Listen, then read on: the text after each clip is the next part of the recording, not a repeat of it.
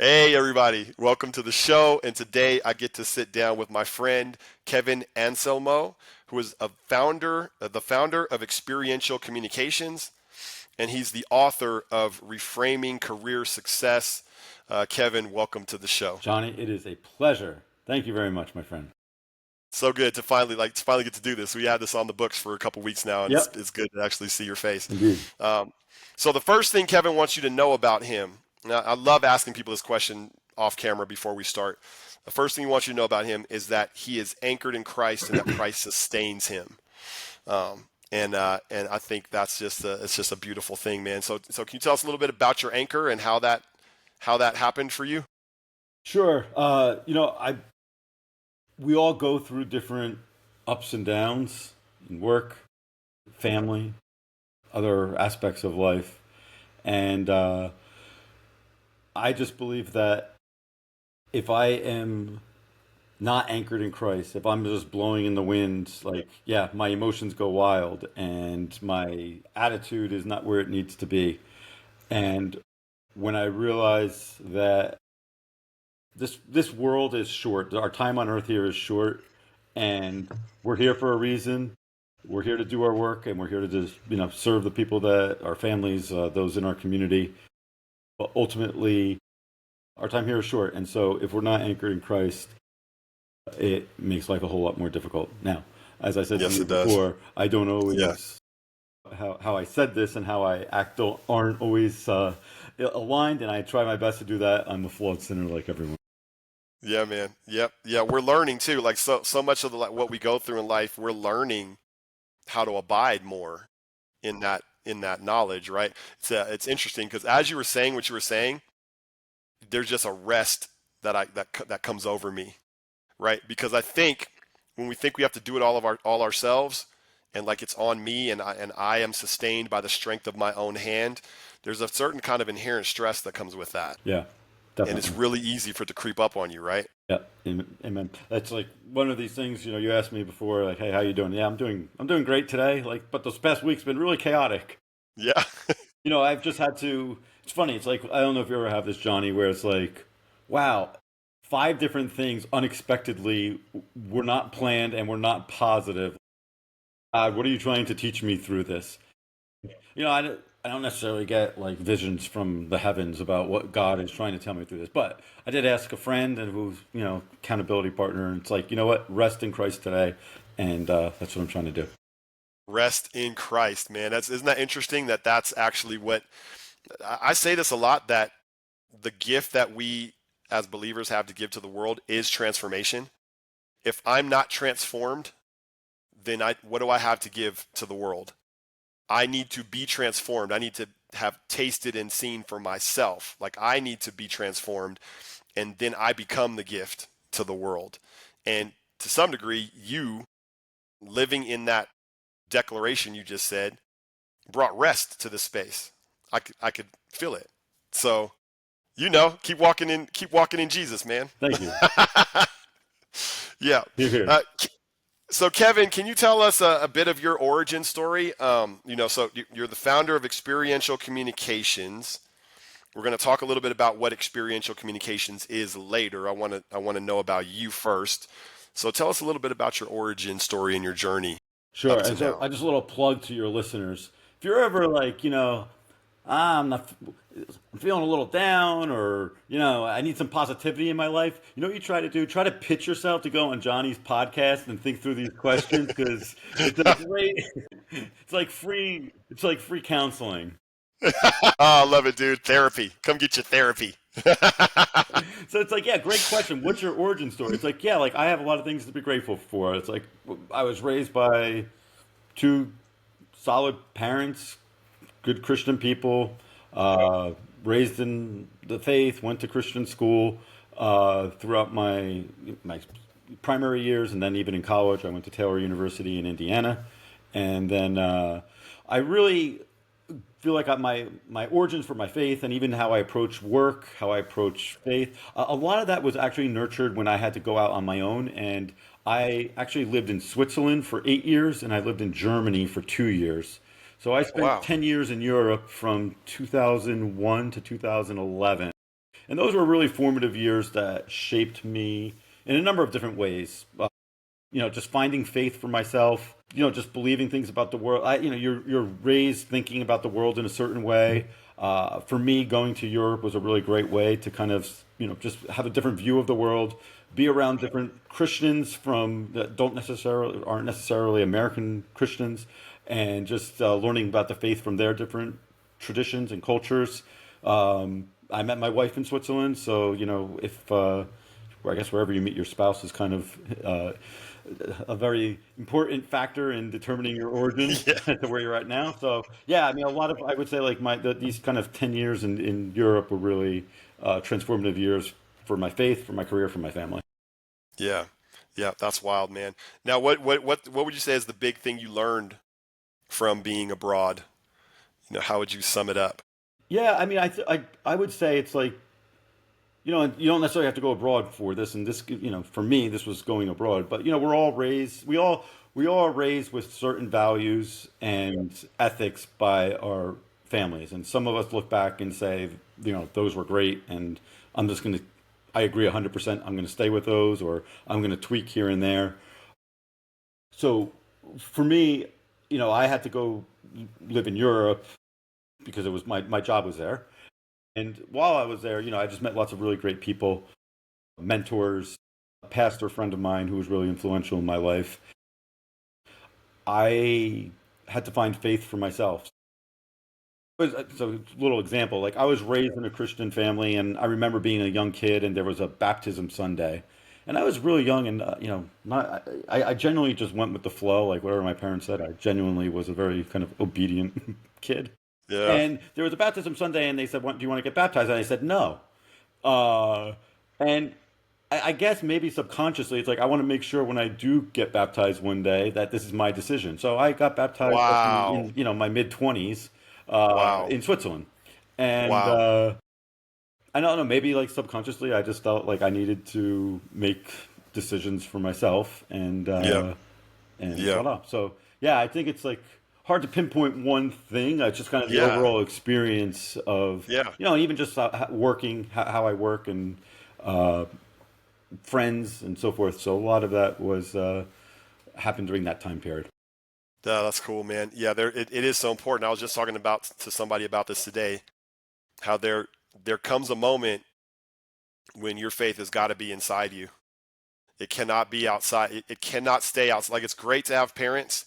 It's really good to have parents that like teach you well and that show you the way.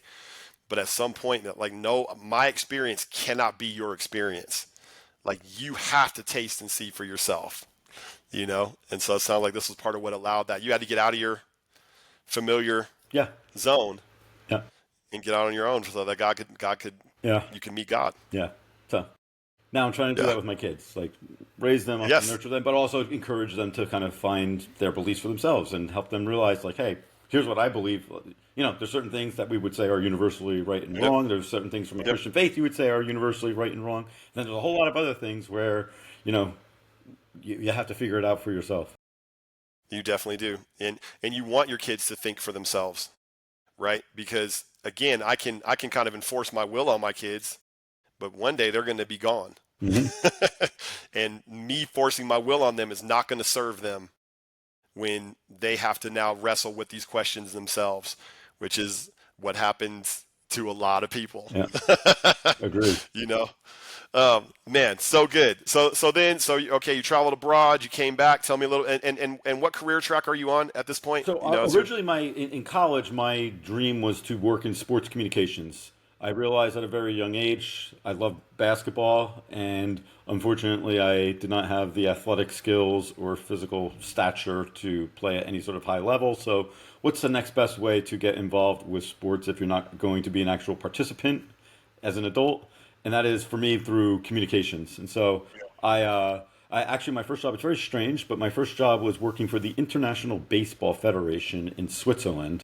And the reason why it's strange is when I was, had this role, I would say what my job is, and 95% of the population in Switzerland would say, "What is baseball?"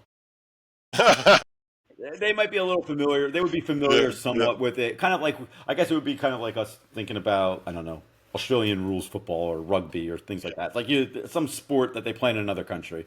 But my first job was there, and actually, the International Olympic Committee is based in Switzerland, and so therefore, all the Olympic sports, or the majority of the Olympic sports, have their federations in Switzerland. So, as part of this role, I was traveling to different countries for international competitions.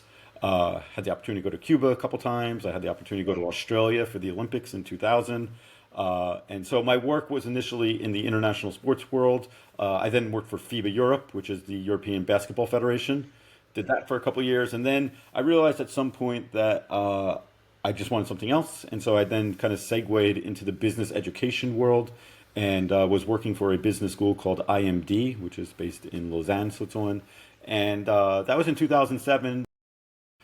Basically, from 2007 till now, a lot of my work has been in the education space. Not all of it, but a large percentage. I did start a communications consulting company uh, 11 years ago, and the majority of my clients are in the education space. So, All yeah. right. Can you tell me a little bit more about how that works? So let's maybe just give me a boilerplate understanding of who you help and how you help them. Oh, as for my current role is in. Yeah, for your current role. Okay, Yeah. so basically, what my communications consulting company does, I like to say that there's so many individuals, organizations, teams, they have great ideas, they're doing great work, but they are not necessarily communicating that value in a Yep. strategic way. Yep. And what I like to say is the example of a choir. So, you and a lot of the people tuning into this podcast go to church, and occasionally you might hear a choir singing, Yeah. and usually, hopefully, all the people singing in that choir are singing from the same song sheet, Yeah. and it sounds nice, right? Yeah. As long as the people have a good voice. Uh, what happens, even if they have a beautiful voice, what happens if those people are singing from a different song sheet? One person singing one song at a time and another person singing Yeah. a different song at a time. It sounds terrible. Yes, it's horrible. A lot of times, teams, organizations, they have great work that they're doing, but different people are singing from different song sheets to the public. Yep. Yep. There's not a clear message. It doesn't resonate with the different stakeholders, and therefore it's harder to reach big picture objectives. And so, my work is around helping organizations, teams think about how they communicate their value to the world and connect that to their big objectives that they'd like to achieve. So it's really, I really enjoy that. I do a fair bit of coaching. I do some workshops. I do some ongoing marketing communications work that's kind of already where there's already clear messaging in place. How do we then disseminate those messages to the public? And so on an ongoing basis. So mix of coaching, workshops, and then doing the actual work, kind of like in a fractional communications director type of roles. So. Okay.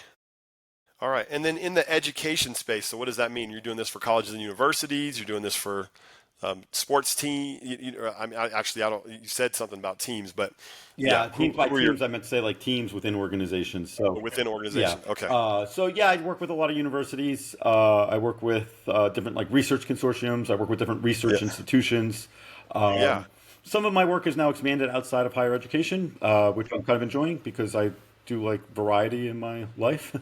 And Yeah. so, yeah, I'm working with some companies in the healthcare space that they do programs. They do like basically like hospital management change programs. And so I'm kind of there to help on the communications of some of these projects. So Is that internal also? Internal communication it, or just external? it's both. Okay. Sometimes it's focused more on the internal, sometimes more on the external. Yeah. So what makes you good at that? Like communication. Like what makes you good at that? So it's funny when I first, I was always a sports guy, and I wouldn't say I was the most, you know, intellectual person. I would say I'm not the most intellectual person today, but I do certainly enjoy. I'm certainly a much more well-rounded person than when I was like in my 20s, for let's say. Uh, Yeah. And when I first got this job working at IMD, which is it's really a top business school in Europe, uh, I was working with suddenly professors who were really you know top of their game in terms of research and executive education. So bringing that research and then teaching executives the ramifications of the research and how it applies to their businesses. And Yeah. at first, I was really overwhelmed by this because I'm like, I don't understand everything they're saying.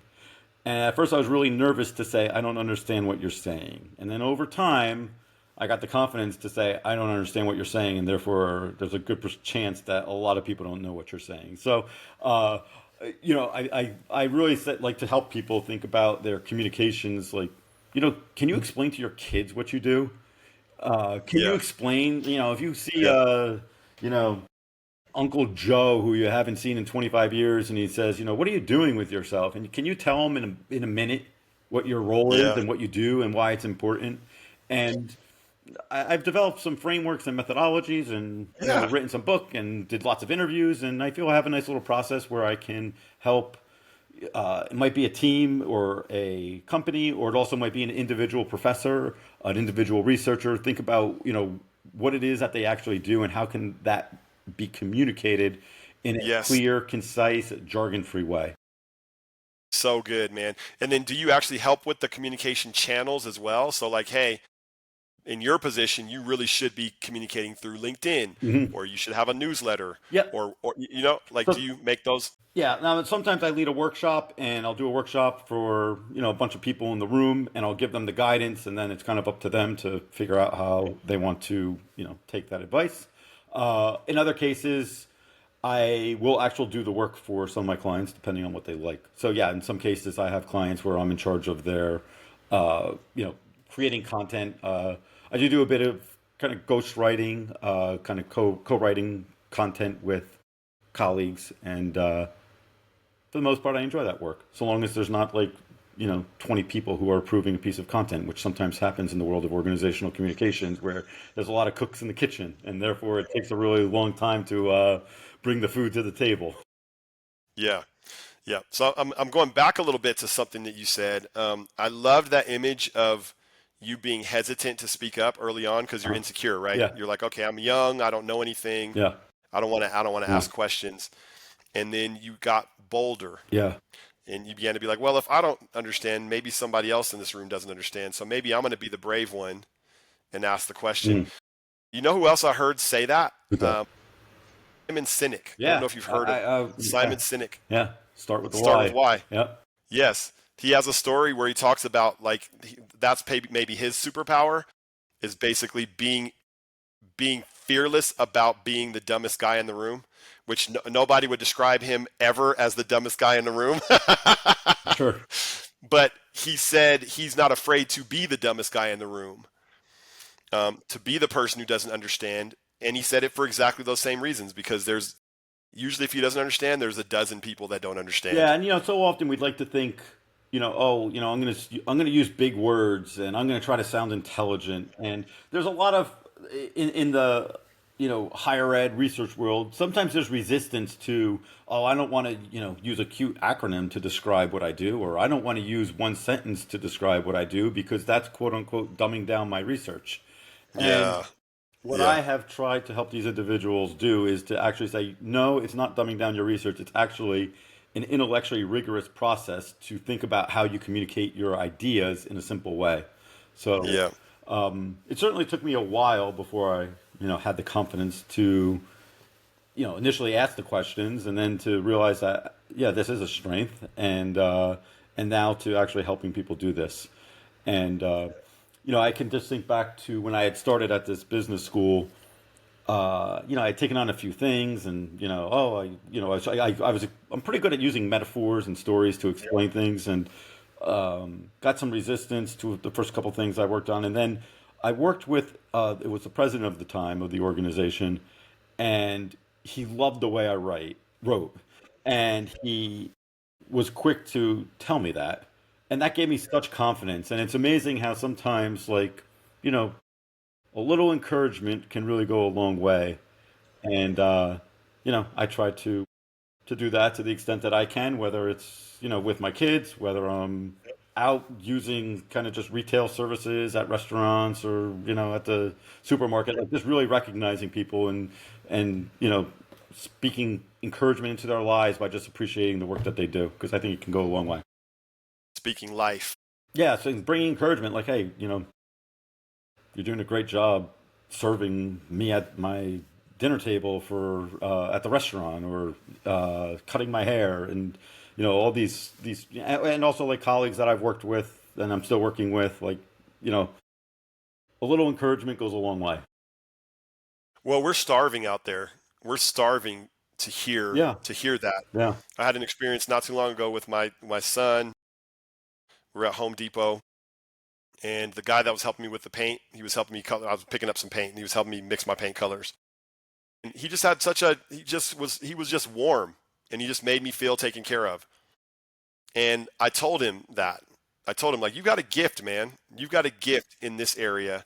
And then I talked with my son about it afterwards, and me and my son were asking the question to each other. We were like, I wonder how many people have said anything like that to him since he's been here. yeah, Like, I just wonder if you yeah, could count the people on one hand, because we're very transactional in our culture. yeah. And I, It's I like, think the other thing is we're so a lot of us are quite isolated, and yeah, especially with virtual work, going on a sure, you can bring encouragement when you hop on a Teams call or a Zoom call, and you're working with your colleagues on a project. Sure, you can bring encouragement, but there's something missing when you're not breaking bread together, when you're not running into people at the coffee bar, and running into people in the hallways. And so, to the extent possible, I mean, one of the things I'm really trying to do much more deliberately, just as I think about the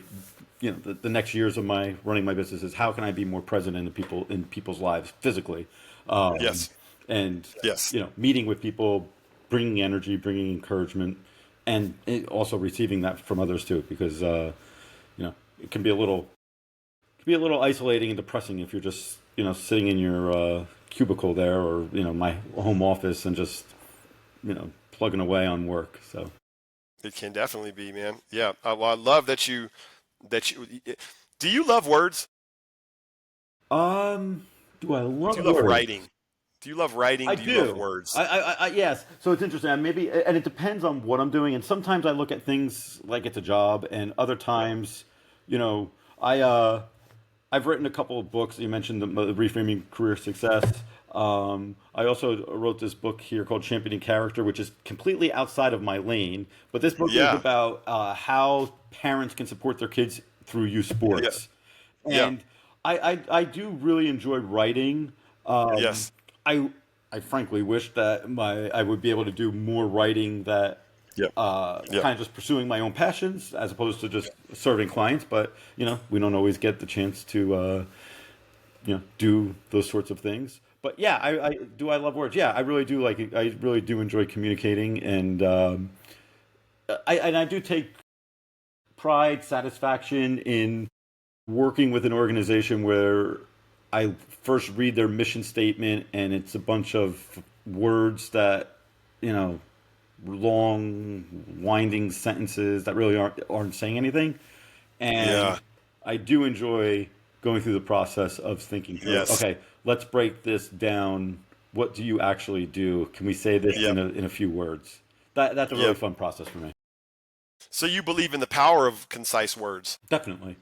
Less is more. Yes. Yes. Well, and you're in a career that reflects that. Now I'm going to go back a ways. I'm going to try to go back, because where did that come from? Where did this value of words, this value of conciseness, the power of words, the understanding for the power of words and the power of language, can you pinpoint anywhere in your past where that came from, or did it just arise over time? Yeah, I think it's the latter. Yeah. I can't say Yeah.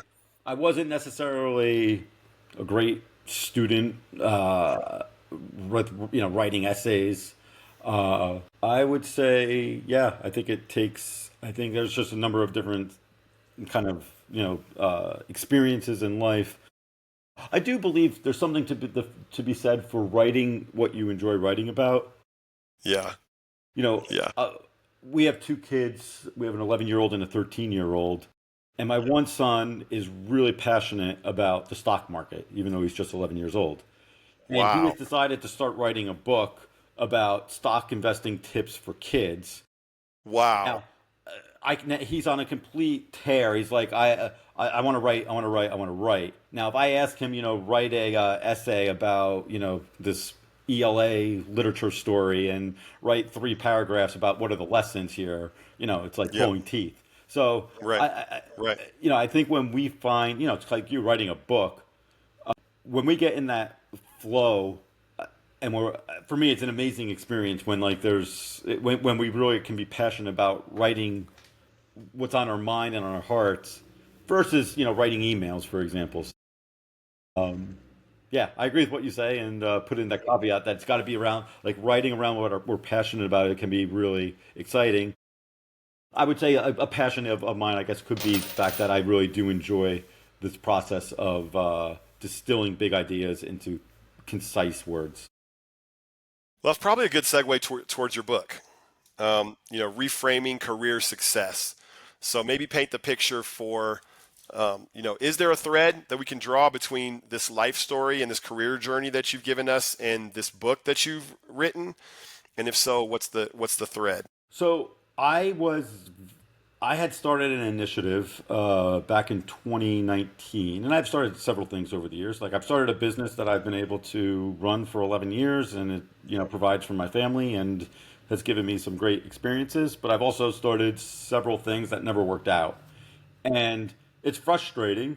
And then what's even more frustrating, where is this kind of prosperity gospel kind of mantra where pray and follow Jesus and you'll get what you want.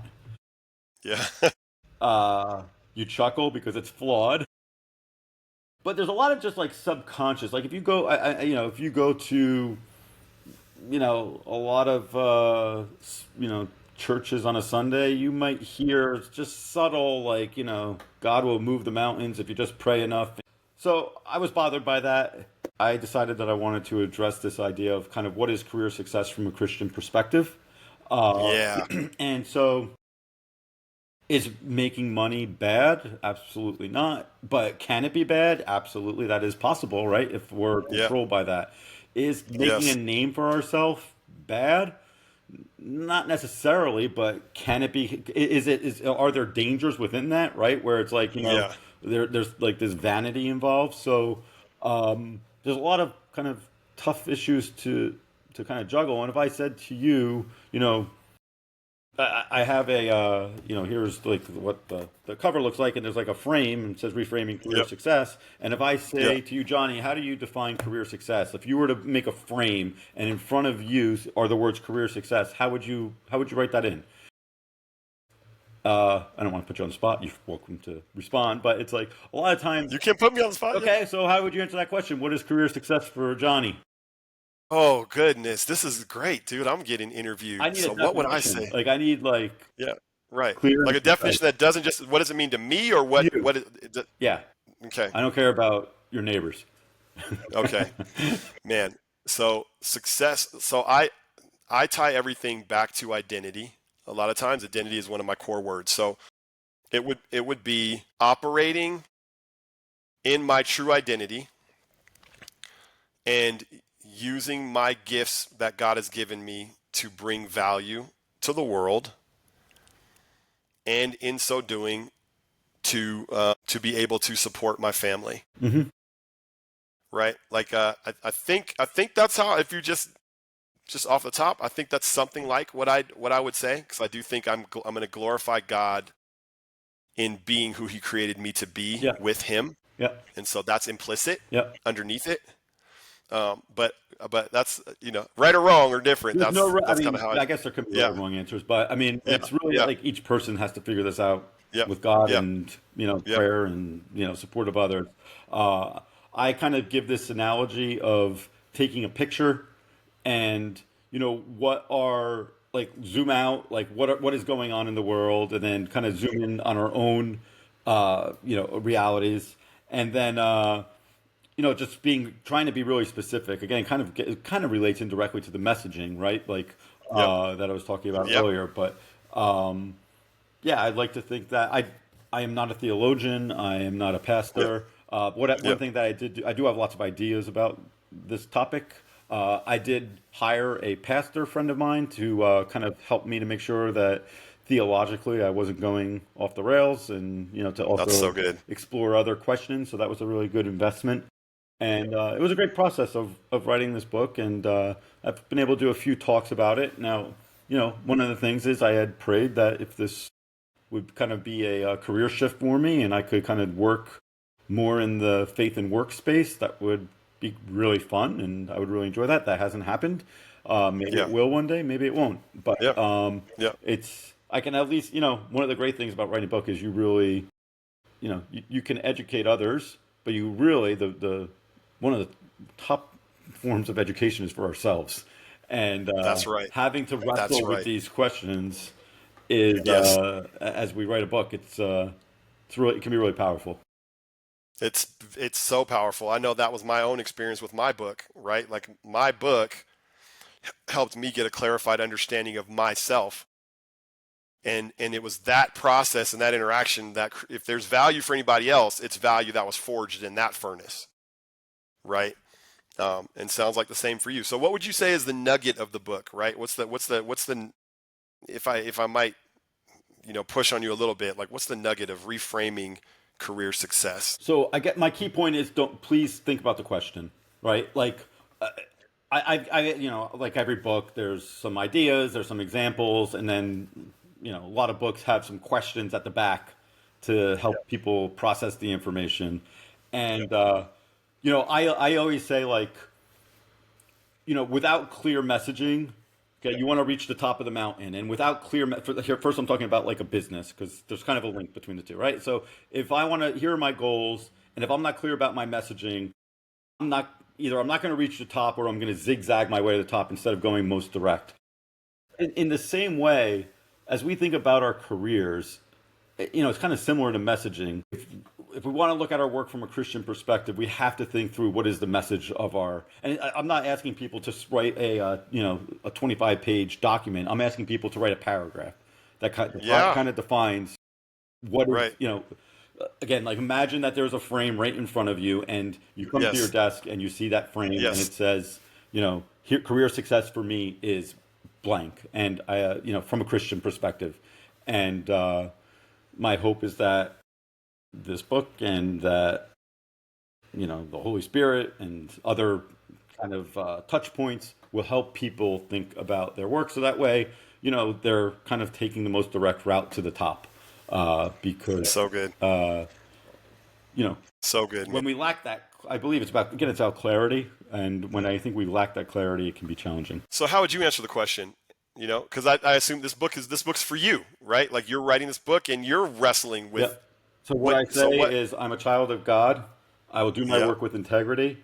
yeah, Education is right now the main field that I'm working in, and education can yeah, mean a lot of different things. It's like a number of my clients are in higher education, not all, but I believe I'm an educator, and yeah, so yeah, education is really important. There's a lot of Christian principles around education, so I'm a child of God. I'll do my work with integrity. Education is important, and give me this day thy daily bread, and the Lord's prayer, right? And I trust God for yeah, results. And so I would often, earlier in my life, I used to pray for outcomes, and I used to pray for certain results.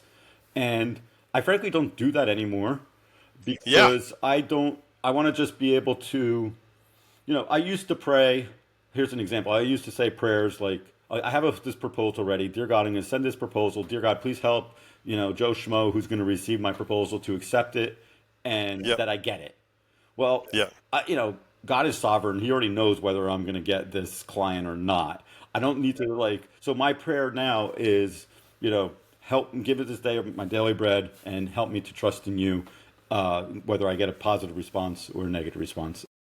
So anyway, all that was that kind of thinking was informed through the process of writing this book and other factors as well. But Yeah, So that's how good, I answer brother. that question for myself. That's So so good, man. very I love important. the Ask every yeah, author before they give frameworks and mantras. They have to make sure they've thought this through for themselves. absolutely. Absolutely. And obviously the clarity that you just brought shows that you have really done the wrestle to And I understanding have that to for go back to yourself. it. I mean, I do certainly have to go back to it, and I can kind of forget the picture. So Yeah.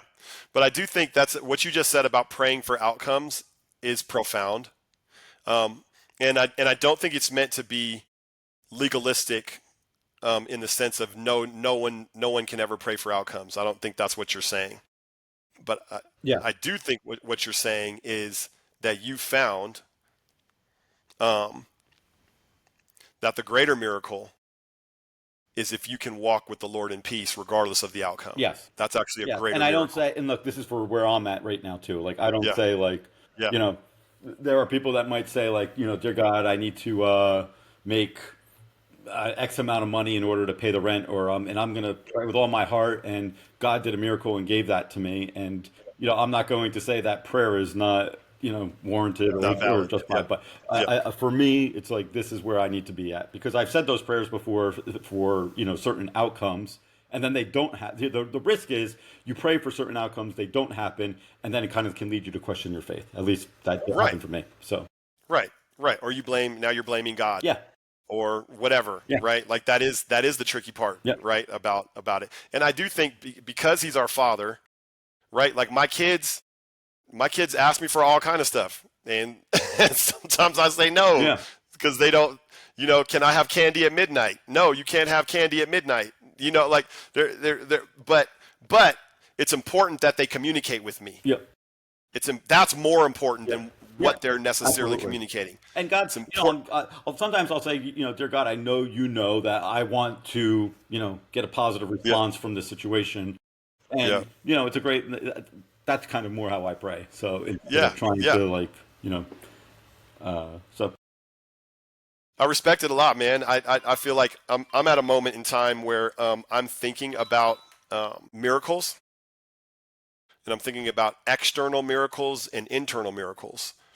And an external miracle I would define, and this is a thought, just a thought experiment that I'm doing. It's something I'm dwelling on, but an external miracle would be material reality, and hmm God splits the Red Sea, hmm or God heals the withered hand, right? Like these things happen and have happened, right? Material, external miracles. But as I meditate on it, I think even the external miracle that God does has the intention of creating an internal miracle, which I think is growth and yeah, transformation, right? yeah, I think it's intimacy with God. hmm I think it's maturity and character, right? Like, have you ever had a moment? I love that scripture that says it's Philippians 4. It talks about do not be anxious about anything, but in all things with prayer and supplication with thanksgiving, present your requests to God, and the peace of God that surpasses understanding will guard your heart hmm and your mind in Christ yeah. Jesus. Peace that surpasses understanding. Have you ever experienced that So where my like number one everything's prayer, the bad? number one word that I'm using in my prayer life these days is peace. Is Yeah. peace in these circumstances, peace for Yes. family members who have Yes. a medical scare, Yes. and Yes. yeah, and I think it can be very it works well for me, and I think different people are wired differently and have different types of relationships, Absolutely. connection to God. But for me, that praying for peace is really important. It's my favorite gift from God, to be honest. Like to be in a situation where I know I should be stressed Hmm. because I know myself and I know I'm prone to anxiety in myself and in my flesh. And to be at peace is one of the most precious experiences that, in the moments that's happened, that's been a precious, precious thing. So I understand exactly what you're talking Yeah, about. and I don't always do that either. So I mean, No, I no, pray for that peace, but I don't always feel like. you don't always feel it. Yeah, You don't always feel it. and you have to You go don't back always to feel it, it. and then you have to be Right. reminded of it, like like And you're you be reminded reminding of it. me and others right now. And what am I going to do? I'm going to keep hanging out with my daddy. Right. Like that's what I'm going to do, because when daddy's in the room, I'm not scared of the monsters in the closet. If daddy's not in the room, I could be pretty scared, you know? Yeah, that's, dude. This is so you have a little church here, man. Have a little church session. um, so Kevin, um, man, I'm pumped about the book. Um, I'm pumped about how you were able to kind of weave that all together, like your love for communication, your love for concision and clarity, and messaging and story, and then that's spilling out into you actually writing books about this topic that you care about, and there will probably be more books. I mean, you've written two, maybe more. I don't know. Maybe you've written Yeah, more. two's good for now. So you are a dude who writes books. Yeah, You I have enjoy written books. it. Yeah. So we'll see what the next one is. Can you tell us about your big dream? Mm. And I frame this two ways. You can do a big dream and a little goal, or a big dream or a little goal. You can do either or you can do both, whichever one you want. So, But yeah. I'm a dreamer. Like I get lots of the great thing about being an entrepreneur is I can do lots of things that just it's interesting. I'm listening to this book um, by Benjamin Hardy about scaling, and the idea about scaling is like get rid of everything else and just focus on the one thing, right? So like, and it's really interesting, and I'm sure everything he's saying is right, but I'm not doing that because that doesn't work for me, and that's not really how I'm yeah, built because there's a lot of things yeah, I enjoy doing. So this is a small little thing, but I am I my wife and I, we homeschool our children. Now we don't really homeschool our children in this typical sense because basically we just have them in with tutors and we have them involved in lots yeah, of programs, etc. Anyway, yeah, I decided for various reasons that this school year, I'm going to teach a class during the day that is called basketball and leadership. I love yeah, basketball. And yeah, I love leadership types of things. I've yeah, worked with a lot of leadership experts over the years. And basically, what this class is going to be is 5 minute Christian devotional, followed by a 55-minute basketball workout, which is really focused on helping kids just get better at different aspects of their game. And then yeah. after that, we're going to do a leadership lesson. Like we'll bring in some TED Talks and we'll bring in some, you So know, cool. different talks from people. Yeah, I'll prepare some little worksheets. I'll, take some Kobe Bryant, thinking yeah. on six, Sound bites.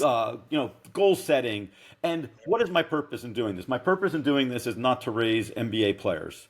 Uh, I, you know, but I am a big like so I'm really I have a lot of different thoughts about the youth sports landscape, and I believe it's really messed up.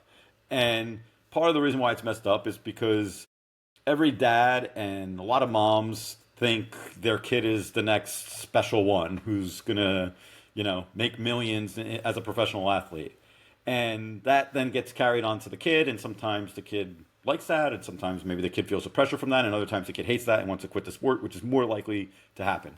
Uh, I am a big believer that sports is a great laboratory for life, but we spend way too much time just focusing on, trying to nurture star athletes Yeah, yeah, instead of nurturing leaders.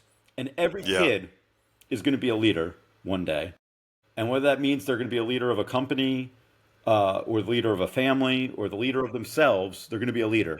So as opposed to teaching kids, and supposed to, it's great if kids can, fine tune their basketball game or whatever sport it is and become better athletes.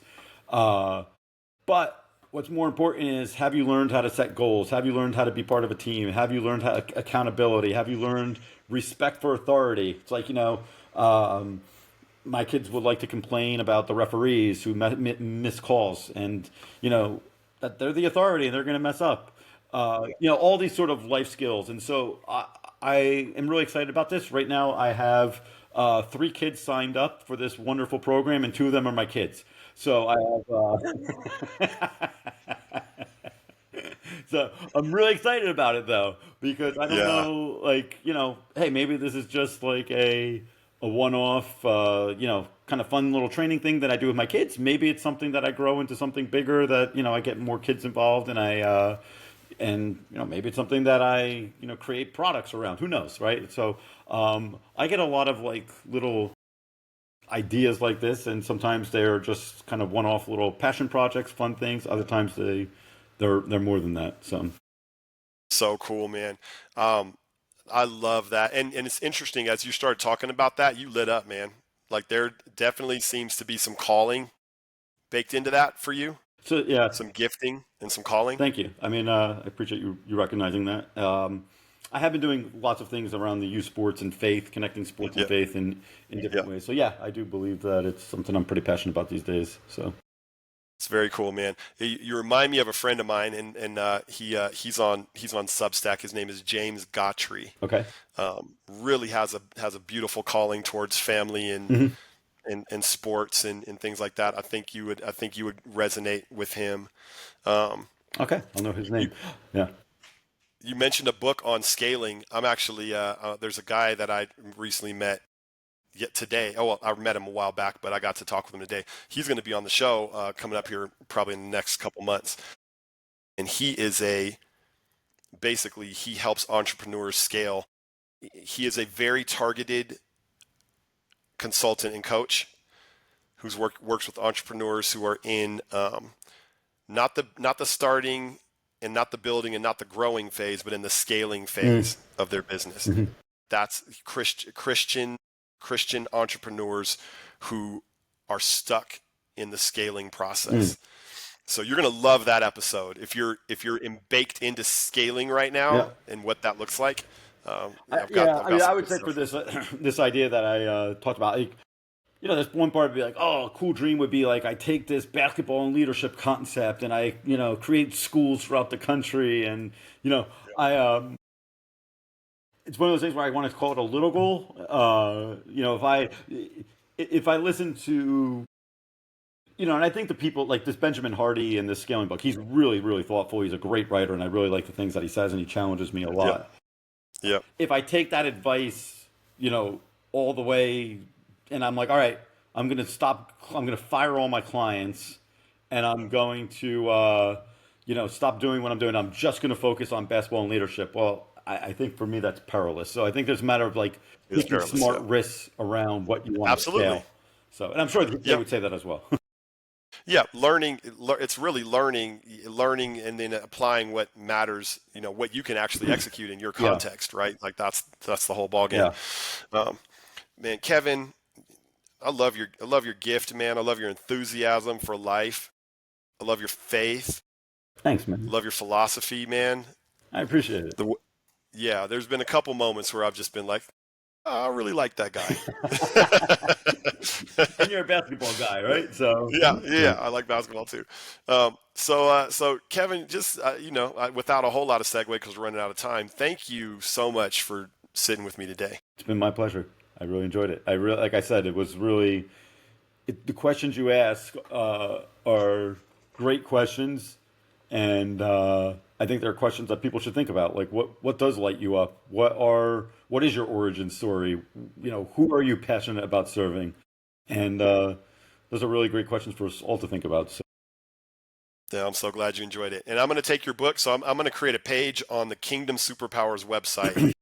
It's going to be books.kingdomsuperpowers.com. awesome.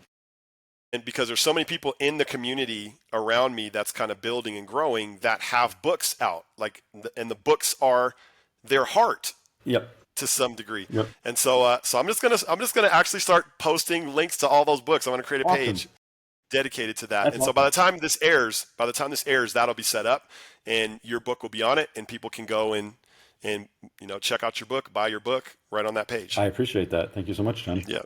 Not a problem at all. Everybody, that's Kevin Anselmo, and we've loved spending time with you, with spending time with each other today for your benefit. So I hope thank you for staying with us up to this point, and wish you all the best in your life and your career.